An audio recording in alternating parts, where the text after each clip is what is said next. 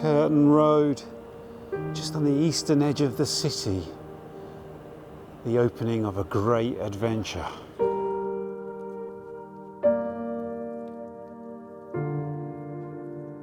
So we're in Curtain Road on the eastern edge of the city, and today we've got an amazing walk full of incredible stories, full of great essential London history, and we also have Heidi joining us, which is just as well, because the first location we're going to is an Elizabethan theatre, and Heidi is a former actor who has performed Shakespeare with the original Shakespeare company, which is what they used to do down here. Look at the mask there. See, straight away, Heidi spotted this mask that I would have missed. Is this the clue? This is an interesting location straight off. The Horse and Groom pub, which I don't think is a massively old building. I think it's probably Victorian, but I've got footage here of when it basically stood alone in the middle of a building site. So I think these buildings here were facades, or are facades, I should say. I didn't actually say where we're walking. No, we're going to be exploring Shoreditch and Hoxton. Shoreditch and Hoxton, two of the most storied parts of London. The first location we're looking for, though, is the Curtain Theatre. That's why we're in Curtain Road.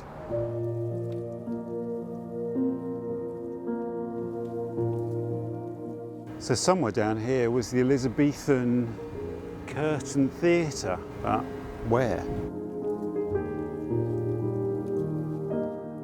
So I'm guessing this building they call the Stage, EC2, Shoreditch, must be the location in Hewitt Street of the Curtain Theatre, the Elizabethan Theatre. So the Curtain Theatre opened in 1577, not the first theatre in London. That was a place called the Stage, James Burbage's The Stage, which is said to be the first dedicated playhouse in England. And that was just a little bit to the north of here. But the Stage was, this one was kind of forgotten about. The Curtain was forgotten about for a long time, and the site of it was found not long ago, I think when they were doing this building between 2012 and 2016. They're not sure what went on there, unlike the Stage, the theatre I should say. The theatre became really famous because Burbage took it apart and moved it to the South Bank, where it became the Globe, and all the associations with Shakespeare and all that. We're not sure, but they do think that Shakespeare did stage some of his early works here before they opened at the theatre and then at the Globe. Also, Ben Jonson's associated with the Curtain Theatre as well. We'll talk more about Ben Jonson later. He did something quite unpleasant over on Hoxton Square, but it's part of the heritage of this area. It's sort of key indicator of one of the themes of the walk today of Shoreditch and Hoxton, how it became a place of entertainment for the folk of the city, just outside the city walls. People could do what they wanted. They could get up to all sorts of stuff. The name the Curtain comes from the wall, the division between two significant buildings or bastions. And there was the Holywell Priory, a medieval priory, just over here in Holywell Street. I wonder if there was a Holywell there.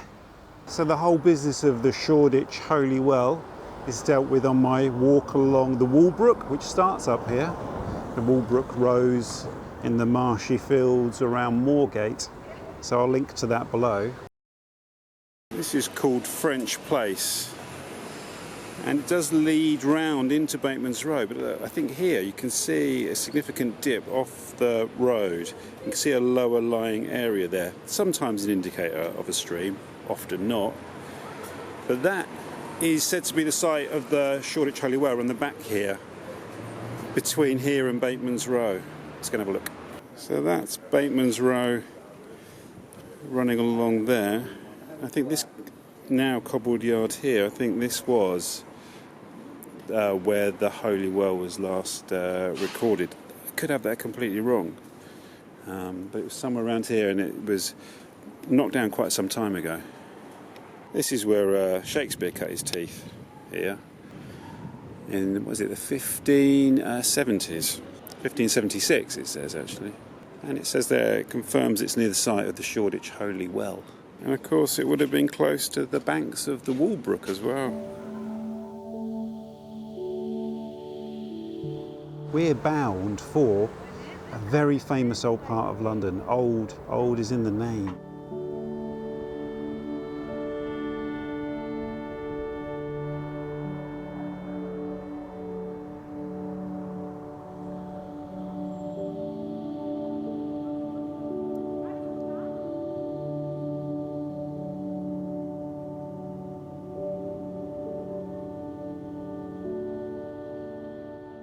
These little reliefs on this building here are kind of slightly unusual. You've got the flowers and stuff. You see the woman there, but it looks like she's got, are they horses' hooves underneath? Seems deeply mythological, doesn't it? And on the other corner of the building, you've got this guy here who I think looks like almost like old Father Thames, or he's got vines. His beard are vines. There's a lot of mythology in this quite curious building here. You've still got little patches of almost like wasteland here, which you thought would be impossible in an area where the building land is so valuable, but they still exist.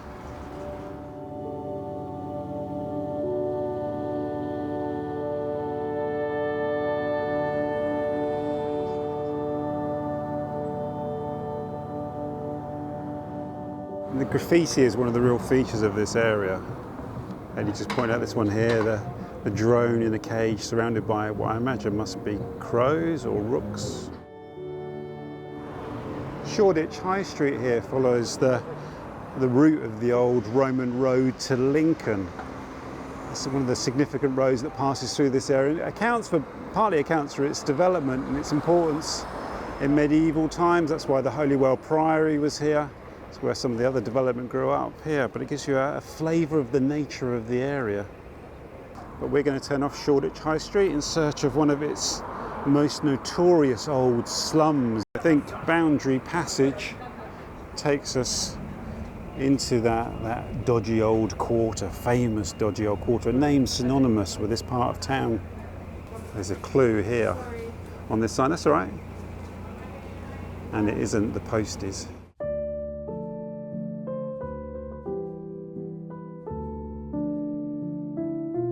So Old Nichol Street here was the site of one of London's most notorious rookeries. In fact, the name Old Nichol became synonymous with poverty in London, London grime and poverty and poor living standards. Ironically, the plan for the area was originally to build like a quite peaceful countryside retreat by a resident of Gray's Inn who in 1680 bought this parcel of land here and built 7 houses in the fields. But he then sold the lease to a brickmaker for use as a brickfield. And then by the 19th century, this was considered one of the worst slums in the whole of England. In fact, it was quoted by Engels in his reports into poverty in London. And then I've got some quotes here for saying what it was like. When Mayhew came here, he said there was an almost total lack of drainage, and sewage was made worse by the ponds formed by the excavation of brick earth, pigs and cows in backyards, noxious trays like boiling tripe, melting tallow or preparing cat's meat, and slaughterhouses, dust heaps and lakes of putrefying night soil added to the filth. I think we know what he means by night soil, don't we? That's because the builder here, the brickmaker, covered it in houses very densely packed in. I think it was something like 1,400 people living in a very small area, something like 8.6 people per dwelling. As a consequence of the grinding poverty of these slums, the London County Council, the nascent London County Council, built one of the first social housing projects here, the Boundary Estate, started in 1890. The villages of Hoxton and Shoreditch are mentioned in the Domesday Book. Shoreditch probably just literally meant Score's ditch. Score being a person, the ditch just being the ditch that ran through their land. So they're ancient villages, and they really started to develop at the end of the 16th century when wealthy people wanted to move out of the city into the countryside. So they started to build big houses in the fields just outside the city walls, beside the Roman road.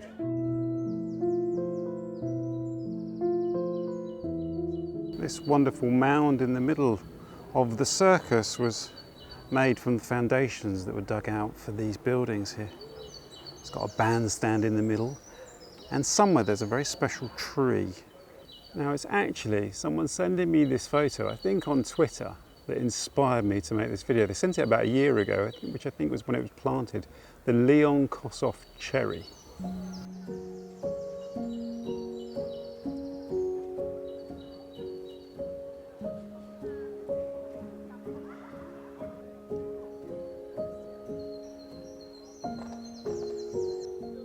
This must be one of the most beautiful spots in London, I'd say. It's got to be a contender to be in the top 20.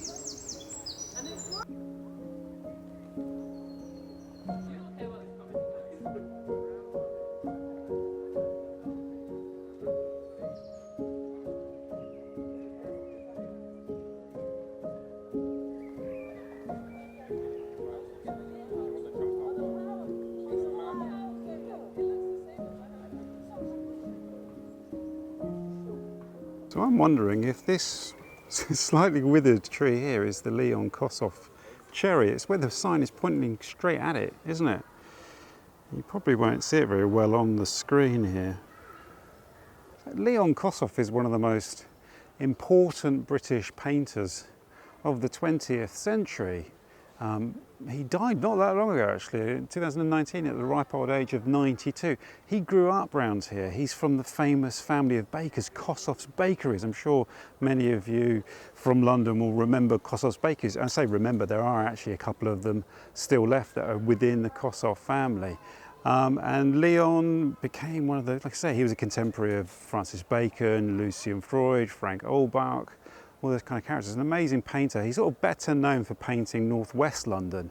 He moved his studio up to Willesden Junction in the 60s and did lots of paintings around Willesden Junction. I went looking for his old studio with Ian Sinclair, funnily enough, but he spent some of his early years here on Arnold Circus, which I think is where the first Kossoff's Bakery was. I might be wrong about that. A great East London institution.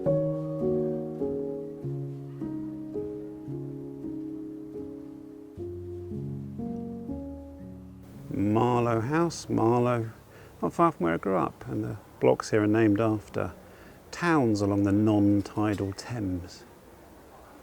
Peacefulness of Arnold Circus was such a welcome antidote to the absolute chaos of Shoreditch High Street. There are alarms going off, people blowing music out of their cars, buses thundering past, all sorts of music spilling out of buildings.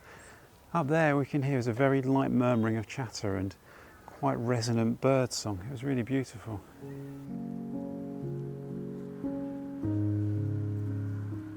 So now we move on to Hoxton Square, another one of the great storied locations of this area. We will just pass through St Leonard's churchyard, although this is covered in the Walbrook video. It's always worth a note, isn't it?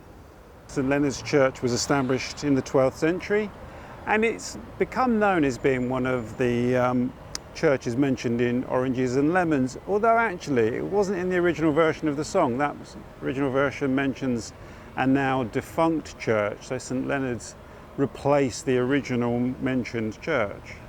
And you can see out here how it sits on the junction of two Roman roads. Running across your screen from left to right, you have, well, Shoreditch High Street, Kingsland Road, Ermine Street, and then heading off straight ahead or heading off north, you had Old Street. So this was at a really important location in the Roman plan of England.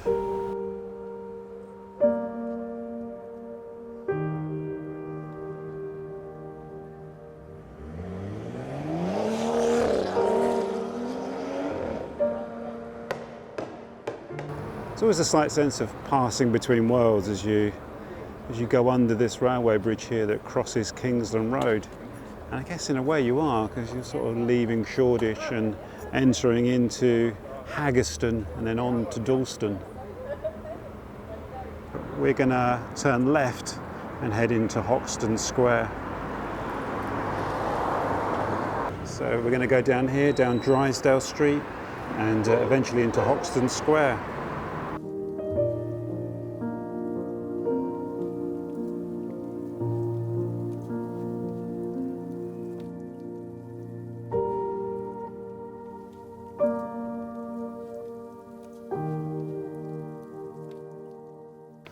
So Hoxton is an ancient London village mentioned in the Domesday Book, and writing in the 12th century, William Fitzstephen described it as being beautiful pastures and meadows with rivers flowing through it, driving mills that made a pleasant sound, and neighbouring a great forest where sport could be had and people would go hunting. And this is the famous Hoxton Square. It became really famous in the early 2000s, didn't it, with its associations with what they call the YBAs, the Young British Artists, Tracy Emin and all of that, because the artists had moved into the old warehouses in the 90s around here, around Shoreditch and Hoxton, and there were small gallery spaces around here, and it gave birth to a whole movement. It was also home to the Blue Note Club, the famous Blue Note Club that had also been, I think, called the bass clef, and there was the treble clef. And they became enormously important for places where acid house took place, acid jazz I should say, and drum and bass started really in this square. People are going to contradict me on that, but I do remember that. It's also where the Lux was, the home of experimental film. It was a real buzzing kind of hub. What's interesting as well though, a certain other type of culture came around that, because this also was the nascent kind of digital economy was based around here, also in the warehouses occupied by artists. So you get the early digital studios, website builders, all that kind of stuff. So that whole idea of, I won't say the word, but the Hoxton and then a rude word was born here. It was a zine that was called that would mock the sort of people that worked in those industries and made fun of them. Sort of early digital advertising. This is where early sort of pre-social media. Watch a bit of Nathan Barley, all of that, that's round here. So I think that building there was the original site of the original White Cube Gallery, obviously famous for its association with the YBAs, Damien Hirst in particular, I think. So Hoxton Square is one of London's earliest garden squares. It was laid out at the end of the 17th century, around the 1690s. It was partly inspired by Bloomsbury Square in the centre of London. And initially there were just a couple of houses around here. Number 32, I think, is one of the original houses, because you had the wealthy people of the city who were looking for a large country residence in the fields just outside London.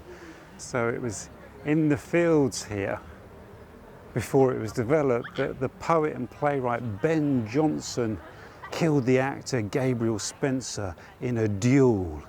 Jonson's one of the great Elizabethan playwrights. He wrote The Alchemist, Volpone.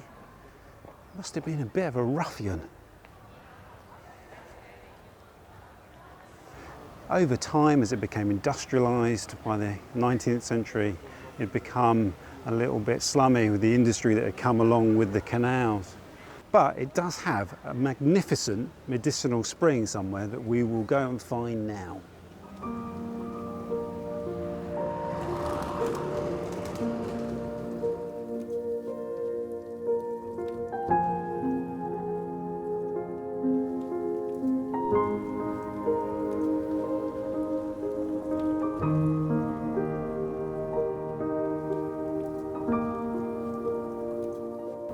Hoxton Market.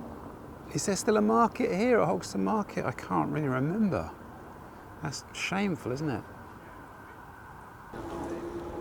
Pitfield Street, which is well, it used to be a real sort of bit of a centre of nightlife. I don't know if too much goes on down here now, but there's a really good pub down there. And there's a Curzon cinema as well. Charles Square here was the site of the Hoxton Well, which was discovered by accident in the 17th century when they were digging for the cellar of a house that was being built here. And it became quite a well-known, reputable location for a number of years. It was described as a balsamic well and had water of a pleasant aromatic flavour. However, the one doctor, Dr. Macpherson, said that the water had a bituminous scum on it, but strange to say, yielded a pleasant aromatic flavour, which is really lovely, isn't it? They recommended you should drink between 1 and 5 pints a day.